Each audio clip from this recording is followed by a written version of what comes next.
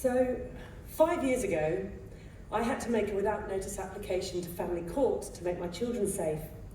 My ex-husband is a meth addict. The evidence I submitted came from texts and emails, and my lawyer said to me, okay, can you send them all to me so that I can attach them to your affidavit?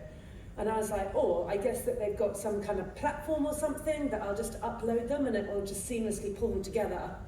But that really wasn't the case. She just said, no, you have to email them to me. My stomach dropped. I had hundreds of messages. Like, how would I know what constitutes evidence amongst all of that? And so I had to search through and screenshot everything, and I relived the whole traumatic mess all over again.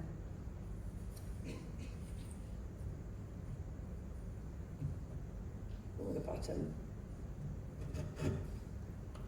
Oh, there we go. So this is from my affidavit. When I first saw it, I was so worried. How would a judge be able to read these messages? And I wondered, how would my lawyer, if the judge asked her to refer back to something, how would my lawyer be able to find them? I could barely read them myself. Over the last year and a half, I have spent many hours interviewing hundreds of lawyers, much like you, and the clients that you serve, and the judges who are assigned to you. And I wanted to ask them about the process of collecting and collating communication-based evidence. Pretty much everyone is using the same inefficient and manual process. It sounds like you're all dealing with a huge number of screenshots. And you all shared with me the biggest problems with the screenshotting solution. So number one, there are often dates and times missing because you screenshot your text, there's not that much metadata on them. And so then you kind of print them all off and shuffle them around on a table and then scan them back into your practice management software. Number two, you aren't getting the whole picture. I spoke to so many lawyers who said that they'd been caught and they'd get a nasty surprise from the other side when there were messages that your client hadn't shared with you. It's really clear that you all hate being on the back foot and looking like you aren't on top of things in front of the judge. I wouldn't like that. And number three, you've worked really hard to hold this vital role of being a lawyer. And I'm pretty sure you didn't go to law school to spend your time, many hours, reformatting screenshots. And from a client perspective, which is where I sit, it is absolutely terrifying when you realise that the responsibility to make your children safe by providing all the evidence lies with the person with zero experience and who's already in a high state of stress. So that's why I built Dispute Buddy. Your client goes to our website, downloads our desktop app, and then plugs in their phone, types in the names of the contacts of the people they want to search for, and the date range.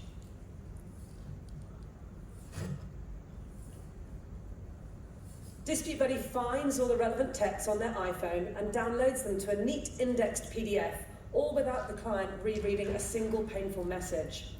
And by the way, I didn't know these stats that you both have shown about the volume of people who aren't accessing justice, sort of that 60 to 80% of people. And so what I learned in my user testing, when I first designed my first tool, was screen recording and uploading those. What I discovered is when I went to test them, everyone who's in a dispute, they kept cancelling it. And I hypothesized that the reason why they're cancelling it is because they don't want to look at the text, they don't want to read them, which is why I built this desktop app so that you don't have to reread any. So I'm really heartened to see that you've done the research there. Thanks, guys. Hopefully that means that my hypothesis is going to be borne out, which we're going to find out because I'm launching on Monday. At the moment, we're reliably processing iPhone texts. Next on the roadmap is bringing in Android and then being able to ingest WhatsApps, Facebook Messenger, social media messages, and emails. We're going to build the features according to the feedback that we get from lawyers like you, because no one understands this process better than you do. We'll be using AI to collate messages into the issues of the case and looking to triage, much like Chris has talked about there. And across our data set of conversations, which will show us what happens when relationships devolve into acrimony and hurt. Imagine a time when we can scan chats to detect and prevent disputes before they take up a portion of your life, trying to resolve something avoidable. So I'm Jenny Rudd, I'm the founder of Dispute Buddy.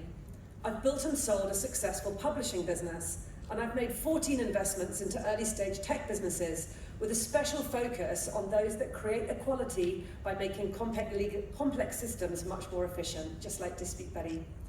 I'm also an ex-client of a family lawyer who would have really loved to have used Dispute Buddy. So we've secured a partnership with the separationguide.com.au, Australia's biggest divorce tech platform. They've created $18 billion of social impact through their platform by removing about 150 hours of stress per separating couple. I heard Angela Harvinson, the CEO of Separation Guide, say that this morning. I might not have got it quite right, but it was 150 days. And so far, they've helped over 500,000 people through their platform. So if you go to their website, you'll find us there under services. And we're running a pilot group of law firms. We've got 4 spots left. It would have been 5, but when I flew over here, I was sitting next to a family lawyer who asked me about Dispute Buddy and loved it so much, he signed up on the spot. If you'd like to take part, scan this QR code, click on Get App, and register your interest. Your law firm will be able to use Dispute Buddy free for 2 months in return for giving us feedback. If you're a law firm that collects and collates texts from your clients and you don't want to print them out and shuffle them around a table, this is a great pilot for you to belong to. We need Dispute Buddy in the world because cases shouldn't be decided on your status or how much resources you've got access to. It should just be decided on who said what to who and when. Thank you.